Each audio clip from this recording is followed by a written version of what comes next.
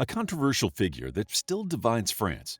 Should we condemn his dictatorial aggression or cherish him for laying the foundations of the modern French state, the bedrock of modern Western civilization? To understand the importance of Napoleon Bonaparte in modern European history, one has to contextualize the flux of European socio-political history at the time he rose to power. Napoleon's rule arrived at the heels of the Age of Reason and its political manifestation, the French Revolution. The Age of Enlightenment, or the Age of Reason, was a period of intellectual and philosophical rejuvenation ranging from the late 17th century to the late 18th century, when European politics, science, arts, and social dynamics were undergoing a radical change. The Enlightenment brought just that, enlightenment to the masses, and they rose to break down the established status quo. Things began spiraling with the French Revolution of 1789, which led to the notorious Reign of Terror. Because upheavals were becoming increasingly common across the European lands, the conflicting ideologies and interests changed the power dynamic between different nations.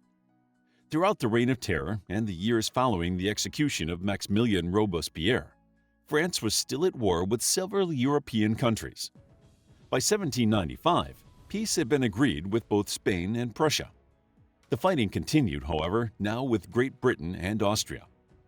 After squashing the Royalist Revolution of October 1795, Napoleon Bonaparte was promoted from captain to commander-in-chief of France's soldiers in Italy. The 5 members of the Directory government realized 2 things.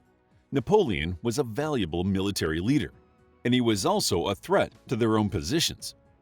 The government decided to reward Napoleon while simultaneously keeping him far from Paris. The newly promoted military leader left the following year, in 1796, to command his troops. Napoleon, a young man in his late 20s, was eager to leave his mark on the battlefield. Born in Ajaccio on the Mediterranean island of Corsica in 1769, he graduated from the French Military Academy in 1785. He was the second of 8 siblings born to a minor noble family that was quite modest in conduct despite its prosperous ancestral tree. Before Napoleon's birth, France had acquired Corsica from Genoa, Italy, so Napoleon attended school in mainland France. After graduation from the military academy, he took over his military duties as a second lieutenant in an artillery regiment. Napoleon had been politically active in Corsica and had to leave his hometown after a clash with the Corsican governor. Due to his political leanings, he was associated with the Robespierre brothers. When Maximilien Robespierre fell to the guillotine and the pendulum of power swung in the opposite direction, Napoleon found himself in a tricky position. Before assuming command of his troops in 1796, he was briefly under arrest for his political ties. Once he arrived at his headquarters in Nice, Napoleon found that his army, expected to number around 43,000, consisted of 30,000 men. On top of that, they were ill-prepared, ill-equipped, and ill-fed. In his first address to the troops, he said to his troops, "Soldiers, you are naked, badly fed. Rich provinces and great towns will be in your power, and in them you will find honor, glory, wealth. Soldiers of Italy, will you be wanting in courage and steadfastness?" The Italian campaign went so well for France's massive citizen army that in 1797, Austria signed a peace treaty after 5 years of fighting. French troops had overtaken enemies throughout Europe and forced the hand of peace with many rulers. Napoleon corresponded with his brother Joseph throughout his campaigning to organize the army at home and abroad and arrange for supplies and fresh soldiers when necessary. The spread of news was slow, but integral to the finely tuned craft of international warfare. Only one major enemy remained after several years at war: Great Britain. Though the United Kingdom had first gone to war with revolutionary France as a means to protect the power of the monarchical system, it persevered in that war to prevent France from becoming a more substantial imperial power. At that time, the United Kingdom of Great Britain had the most advanced navy in Europe. Even with the experience and prowess of Napoleon leading them, the French army simply could not overcome Britain by sea. Nevertheless, the Directory insisted that Napoleon, now general of the army, keep fighting. In 1798, the general decided to ignore the British Navy and invade a completely different country instead. At the general's orders, the French army sailed south into the Mediterranean Sea, capturing the island nation of Malta before arriving on the north shore of Egypt. There, Napoleon orchestrated a military strike to disrupt British trade and establish a new French colony. It seemed the French directors were only too happy to let their ambitious young general fall into the trap of his making. This violent strike into the heart of an ancient superpower was possibly Napoleon Bonaparte's first act of pure egotism and empiricism.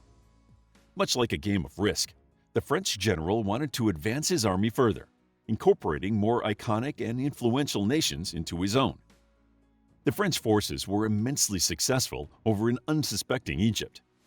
Napoleon strutted through his conquered country and commissioned painting after painting of himself among spectacles like the Great Pyramids of Giza and the Sphinx. However, his outrageous plan did not pan out quite as he expected.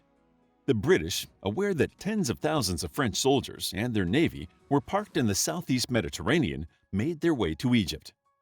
The British Navy saw the opportunity to crush France in one fell swoop. The British moved in and decimated the French ships in the Battle of the Nile, stranding Napoleon and his soldiers thousands of miles from home. Meanwhile, Turkey declared war on France. To prevent the Turkish advance or find a route back to France through Anatolia, Napoleon made an unsuccessful incursion into Syria. With literally nowhere to go, the army languished in Egypt until Napoleon himself secured passage home to France, for only himself and a small force. The great general of the French army abandoned the vast majority of his soldiers in Egypt and returned to Paris in 1799. Upon his return to France, Napoleon realized that the Directory government had become incredibly unpopular while he was away with the army. The reputation of the directors had plummeted for the same reason as had every authoritative body before them. The peasants were still starving. When three of the country's directors saw that their military hero was back, they wanted to do business with him. Almost immediately, Napoleon entered into a plot to take down the government. The first step seemed innocent enough, but it was carefully planned to cause an uprising of the main house of the government. Napoleon stepped into the meeting place of the Legislative Assembly and gave a speech. Expecting to hear about the military exploits of their country's general in Italy and Egypt, the Assembly welcomed Napoleon. They were shocked and angry when Bonaparte began to denounce the Assembly instead of treating them with respect. He proclaimed that they were an unnecessary part of the government of France. He scorned the audience so severely that they threw him out, which was exactly what he wanted them to do. Bonaparte and his two director co-conspirators immediately complained to the military guards that Napoleon had been roughly handled. The legislature was swarmed by Napoleon's soldiers and formally shut down on the army's order. Physically unable to perform their governmental role, the Legislative Assembly was at the mercy of the military, leaving Napoleon and the directors with whom he had conspired effectively in control of the government. The coup d'etat, remembered as the coup of 18 Brumaire, was a complete success, thanks to the unwavering loyalty of the military toward their general. It's interesting to note that the entire coup was pulled off without a single death or shot fired, along with the assistance of Emmanuel Joseph Sieyès, the author of The Third Estate. At the fall of the Directory government, France found itself in the hands of the consulate, which comprised of Napoleon Bonaparte, Jean-Jacques Regis de Cambacérès, and Charles-François Lebrun. In the years immediately after establishing the consulate, Bonaparte became known as the First Consul. He was considered the most crucial member of the government and France's de facto leader. 10 years after the execution of King Louis XVI, the absolute monarch of the French Ancien Regime, France had itself another self-governing absolute ruler. In 1804, Napoleon Bonaparte declared himself Emperor of France. From 1803 to 1815, France engaged in open conflict with other major powers of Europe. Today, historians call this stream of wars the Napoleonic Wars. The French Empire and its allies took on a fluctuating coalition of various European nations.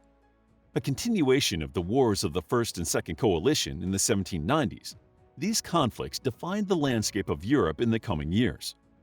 Napoleon's first success in this war came in 1805, when he defeated the Russians and Austrians in the Battle of Austerlitz.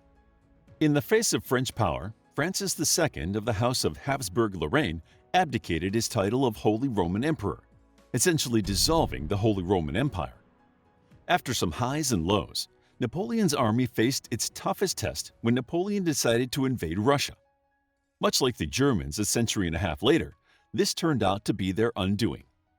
In mainland Europe, the coalition of Austrian, Prussian, Russian, and Swedish forces gave Napoleon a tough time in the Battle of Leipzig.